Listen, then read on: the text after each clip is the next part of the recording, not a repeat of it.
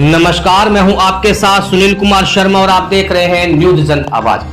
सभी दर्शकों को डॉक्टर भीमराव अंबेडकर की 132वीं जयंती की हार्दिक शुभकामनाएं। चलो आज हम इसी विषय पर बात करते हैं। पोस्ट भेज रहे हैं हनुमानगढ़ से श्रीमान गोपाल झा।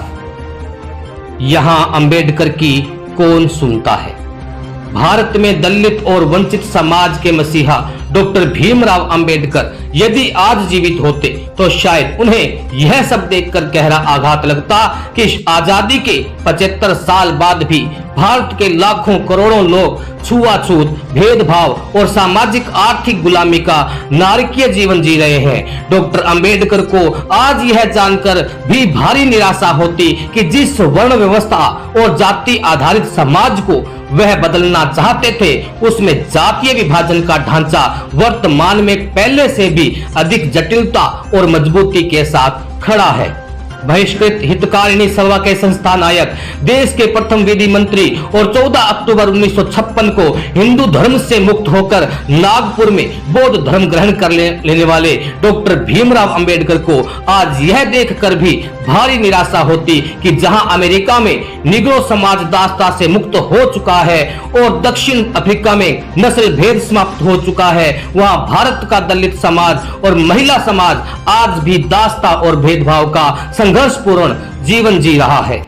डॉक्टर भीमराव अंबेडकर को हमने तो भारत रत्न की उपाधि उनके मरने के बाद एक राजनीतिक मनोभाव के कारण ही दी है और उन्हें जन्मदिन को सार्वजनिक सरकारी अवकाश घोषित किया है। लेकिन भारतीय समाज की सच्चाई तो आज भी यही है कि दलित ही समाज का मेला अपने सिर पर ढो रहा है तथा दलितों पर ही सबसे अधिक सामाजिक उत्पीड़न हो रहा है। डॉक्टर अंबेडकर के सोच और विचार का यदि कोई आज पढ़े तो उसे पता चलेगा कि दुनिया के 6 प्रमुख ज्ञानियों में से एक डॉक्टर अंबेडकर ने ही भारत में सामाजिक परिवर्तन का पहला सपना लिखा था और संविधान में समता, न्याय, बंधुत्व और राष्ट्रीयता की बुनियादी अनिवार्यता की प्रतिपादित किया था।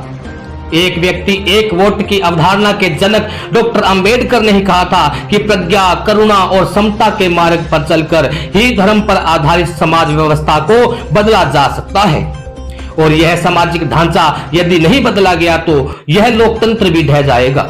डॉक्टर अंबेडकर इस स्वतंत्र भारत के पहले व्यक्ति और ऐसे समाज सुधारक थे जिन्होंने सभ्य समाज को महत्व को समझाते हुए कहा था कि सरकार एक ऐसा संगठन है जो एक जनता की जीवन रक्षा, स्वतंत्रता, सुख, भाषा और मानव धर्म पालन के अधिकारों की रक्षा करता है। दलित वर्ग को सम्मान अवसर प्रदान करके सामाजिक, आर्थिक और राजनीतिक असमानताओं को दूर करता है। हर नागरिक को अभाव और भय से मुक्ति प्रदान करता है। वह कहते थे कि अच्छी सरकार वही है जो एक समुदाय को दूसरे समुदाय के शोषण से बचाए और देश के आंतरिक उपद्रवों, हिंसा और अव्यवस्था पर नियंत्रण करे।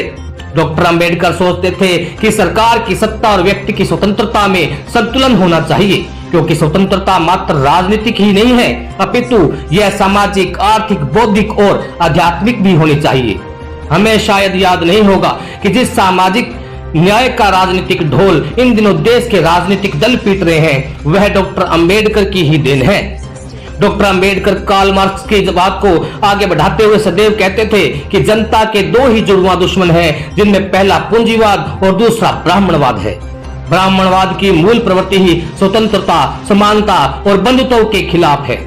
समाज में तरह तरह की गुलामी का प्रादुर्भाव ही हिंदू विधि विधान के रचनाकार मनु 600 ईसा पूर्व की संहिता मनुस्मृति से हुआ है, क्योंकि स्मृति का मुख्य उद्देश्य ही भारत की जाति प्रथा को देवी मान्यता प्रदान करना है और जाति भावना के महत्व को बढ़ाना है तथा स्वर्णों की श्रेष्ठता स्थापित करना है।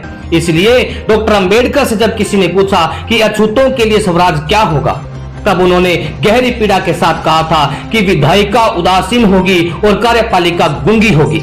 डॉक्टर अंबेडकर ने अपनी पुस्तक अछूत की प्रस्तावना में कहा था कि आज विधुता का ठेका जिन जातियों ने ले रखा है, वह अभी तक किसी एक वॉल्टेयर को पैदा नहीं कर सकी है जो बौद्धिकता की निष्पक्षता दिखाए।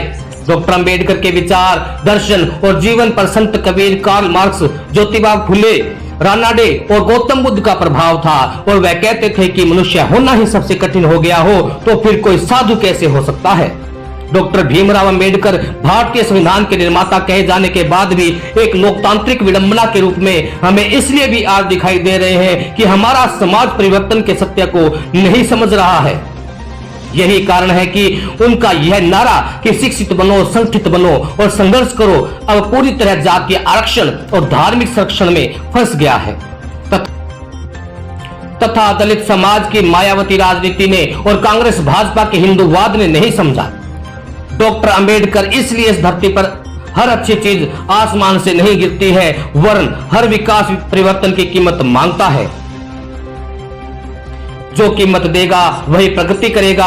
डॉक्टर भीमराव अंबेडकर कहते थे कि आज देश के प्रत्येक नागरिक में समान राष्ट्रीयता की भावना होना जरूरी है और हमें सोचना चाहिए कि हम सर्वप्रथम भारतीय हैं और उसके बाद ही और कुछ है। उनका सोच था जातीय व्यवस्था इस भारत के पुरातन पंथियों और कट्टरपंथियों के हाथ में एक ऐसा हथियार है जो हमारे सभी सुधार और परिवर्तनों की हत्या कर रहा है, क्योंकि जाति भेद का महादानव जब तक हमारे समाज में रहेगा हम कोई सच्चा सामाजिक आर्थिक सुधार कभी नहीं कर पाएंगे। डॉक्टर अंबेडकर का तब गांधी जी के साथ जाति धर्म के सवालों पर गहरा मतभेद भी था, लेकिन वह गांधी जी का आदर करते हुए भी भारतीय संविधान की अजर अमर व्याख्याओं के लिए आज भी याद किए जाते हैं। डॉक्टर अंबेडकर को याद करते हुए हमें एक बार फिर यही सोचना चाहिए कि भारतीय संविधान में उनके द्वारा स्थापित नीति निर्देशक तत्व ही आज हमारे लोकतंत्र के प्राण है, क्योंकि जातिवाद ही समाजवाद का दुश्मन है तो धर्मवाद ही पंथ निरपेक्षता का शत्रु है। संविधान सभा में उन्होंने यह तो कहा था कि हमें स्वतंत्रता को किसी महान व्यक्ति के आगे समर्पित नहीं करना चाहिए, क्योंकि स्वामी भक्ति और वीर पूजा तो पतन और तानाशाही का मार्ग है। अतः राजनीतिक लोकतंत्र को सामाजिक आर्थिक समानता का स्वर्ग बनाया जाना चाहिए। अतः मुझे आज देश के जातीय और धार्मिक विघटन को देखकर लगता है कि काश आज अंबेडकर जीवित होते।